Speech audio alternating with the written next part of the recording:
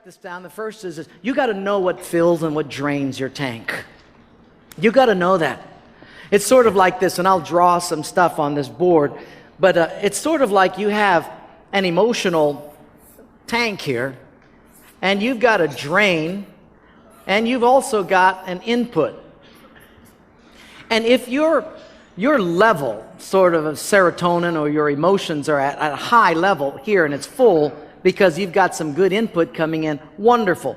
You can do all kinds of stuff. But if this drain becomes greater than your input, you begin to decrease in this sort of level on the inside.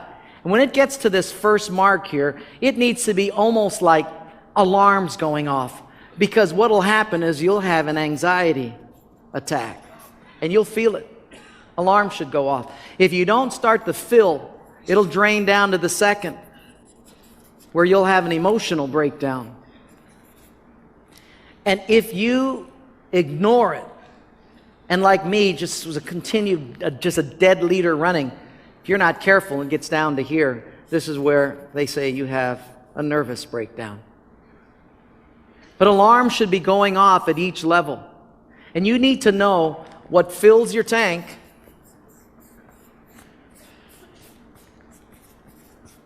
and what drains it. And you need to write that down. For me, sports, I ride a motorcycle, I paddle out in the ocean, I love to read, do devotions, travel with my wife. Those are some of the things. You need to know what fills your tank. And during this time, I had to do only the things that filled my tank. There's some things that drain. Too much counseling for me drains me. When I've got unresolved problems at home, when I have staff that have unresolved problems and they just continue to go on like they live on a level of mediocrity, it just bothers me. There are certain things that really fry me. These are overtaxed schedule, overbooking myself, inability to say no. These things drain me. Now, what happens is when you get too busy, now watch this. When you get too busy and the drain gets to be increased, what happens is when you say, oh, I'm just too busy, I can't play basketball anymore, something that filled your tank. I'm so busy in the ministry, I really can't take time to ride a motorcycle, or I can't do paddling, or I can't take the time to read or do this or that. Why? Because I'm too busy. Then when that happens, that's called suicide. Because if you've got an increased drain and you shut off your input, guess what's going to happen? Do you know when my schedule gets busier, you know what I do now? I increase my play. In fact, right now I'm on a 5-day motorcycle trip. I parked my bike in Billings and flew here to be with you. And when I get back, I'm getting back on, going through Yellowstone.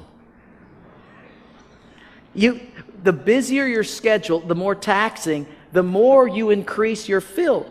But what's our proclivity? We usually cut off the fill because we got too much drain. Do you understand how nuts that is? We do that all the time. You write down what fills and what drains. And here's what I'd like to give you as an assignment. You then have your spouse do the same thing. Have her or him, you have them fill out what fills their tank. Just things. Ask yourself these 3 questions when you say, what fills my tank? Ask yourself these 3 questions. First is this: what am I doing, and with whom am I doing these things, and where am I doing it? When I do these things, I feel most alive and I feel the fullest.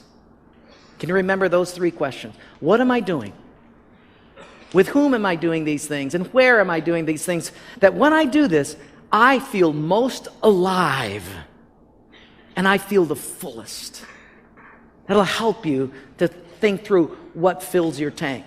And you got to know yourself in that way, because when the times get tough, you're going to have to make sure, because you can handle all kinds of drain if you've got a lot of fill coming in. But if you don't, you're in trouble. And as ministry gets more complicated, the drain increases, and that which used to fill your tank is not going to keep up with the drain. And so you've got to measure that. Then have your spouse do it, and you've got to know what fills her tank. And then this is what I'd suggest that you do. When you're done, you switch papers. You give your wife or your spouse yours.